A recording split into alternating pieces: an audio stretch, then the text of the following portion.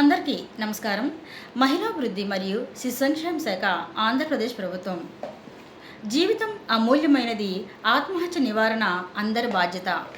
ఇటీవలి కాలంలో సమాజంలో చూసుకుంటే మహిళలు, పిల్లల్లో ఎక్కువగా ఆత్మహత్య ప్రయత్నాలు, ఆత్మహత్య సంఘటనలకి పాల్పడుతున్నట్టుగా మనం ఎక్కువగా చూస్తూ ఉన్నాము. మరి వీటికి గల కారణాలను విశ్లేషిస్తే కనుక ఎక్కువగా కుటుంబ సమస్యలు, మానసిక ఒత్తిడి, ఆర్థిక ఇబ్బందులు, విద్యకు సంబంధమైన ఒత్తిళ్ళు పిల్లల్లో, అదేవిధంగా వేధింపులు, ఒంటరితనం, పని ప్రదేశాలలో మహిళలపై వేధింపులు, నిరాశ వంటి కారణాలు దీనికి దారితీస్తూ ఉన్నట్టుగా మనం గమనిస్తూ ఉన్నాం. మరి ఆత్మహత్య ఒక సమస్యకు పరిష్కారమా అంటే కానే కాదు. ఎందుకంటే ప్రతి సమస్యకు ఒక పరిష్కారం ఉంటుంది.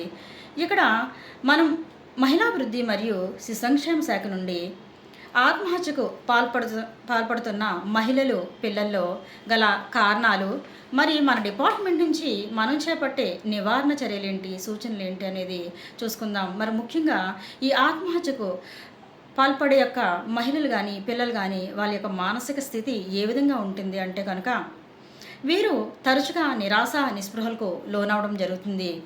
నేను బ్రతకడం వల్ల ప్రయోజనం లేదు, నేను ఆత్మహత్య చేసుకుంటాను అని వీరు తరచుగా ఎవరితో అయినా అనటం కూడా జరుగుతూ ఉంటుంది. ఒంటరిగా ఉండటానికి ప్రయత్నిస్తారు. నిద్ర మరియు వీరి ఆహారపు అలవాట్లలో అకస్మాత్తుగా మార్పులు కూడా వస్తూ ఉంటాయి. చదువు లేదా పనిపై ఆసక్తి తగ్గిపోవడం, కోపం, ఆందోళన, బాధ వీరిలో ఎక్కువగా కనిపించడం జరుగుతుంది. మహిళాభివృద్ధి మరియు శిశు సంక్షేమ శాఖ నుండి నివారణ చర్యలు ఇప్పుడు చూద్దాం మనం. మరి బాధలో ఉన్న వ్యక్తి చెప్పేది ఎవరైనా శ్రద్ధగా వినాలి.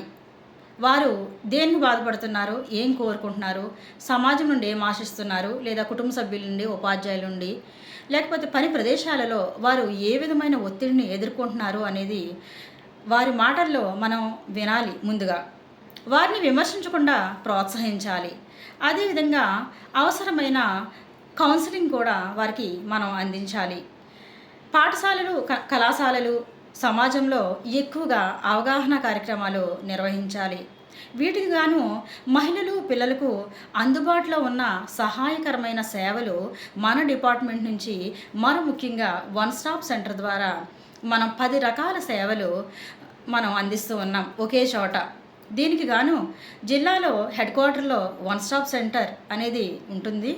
మరి దీని గురించిన ఎక్కువగా విరివిగా అవగాహన సదస్సులు మనం ప్రజల్లో కల్పించినప్పుడు మన యొక్క సర్వీసెస్ ఏంటి అనేది, ఉదాహరణకు వాళ్ళు 181 కానీ, 112 కానీ, లేదు 1098 కానీ వీరు కాల్ చేసినప్పుడు మనం అత్యవసరంగా స్పందిస్తాం. వాళ్ళతో ఇమ్మీడియట్గా మనం ప్రతిస్పందించి వాళ్ళ కాల్కి వాళ్ళు ఏదైతే చెప్తున్నారు అనేది మనం శ్రద్ధగా వినాలి.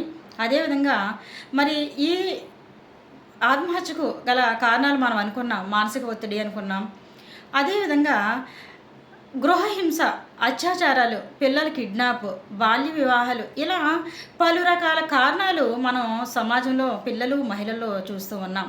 ఎక్కువగా ఈ సమస్య బారిన పడేది మహిళలు, పిల్లలే కాబట్టి మన మహిళాభివృద్ధి మరియు శిశు సంక్షేమ శాఖ నుండి మనం వన్ స్టాప్ సెంటర్కి వారిని పిలిపించి వాళ్ళ యొక్క సమస్యను గుర్తించి ఆ సమస్యకు గల పరిష్కారాన్ని మనం చూపించగలగాలి. ప్రతి సమస్యకు పరిష్కారం ఉంటుంది. మరి ఈ సమస్యలో ఉన్నవారికి మేము ఉన్నాము, మేము మీకు భరోసా ఇవ్వగలము, మేము ఉన్నాము, మేము వింటాము, మీ మాటలు మాకు చెప్పండి, మాతో పంచుకోండి అని మన డిపార్ట్మెంట్లో ఉన్న ప్రతి సిబ్బంది, ప్రతి మెంబరు, ప్రతి అధికారి నుంచి ప్రతి కార్యకర్త వరకు కూడా మనం కనుక మన సేవల్ని విరివిగా విస్తరించినట్లయితే సమాజంలో ఈ ఆత్మహత్య ప్రయత్నాలు అనేవి మరి చాలా తగ్గుముఖం పడతాయి అని మేము తెలియజేస్తూ ఉన్నాము. చివరిగా ఒక మాట, ఒక చేయూత, ఒక ప్రోత్సాహం ఒక ప్రాణాన్ని కాపాడగలదు. ముఖ్యంగా ఏది ఏమైనప్పటికీ కూడా మనిషి బ్రతికి ఉండటం అనేది ముఖ్యం. మనిషి ప్రాణం చాలా విలువైంది. దేనికి మనం ఏది సాధించాలి అనుకున్నా కానీ, ఏది అచీవ్ చేయాలి, ఏది నెరవేర్చాలి, ఏ లక్ష్యాలు మనం అచీవ్ అవ్వాలి అనుకున్నా కానీ ముందుగా వ్యక్తి అంటే పిల్లలు కానీ, మహిళలు కానీ, మనుషులు ప్రాణాలతో ఉండాలి. సో అలా ఉన్నప్పుడు మాత్రమే మనం సాధించగలము, బ్రతకగలము, బ్రతికి మనల్ని మనం నిరూపించుకోగలము.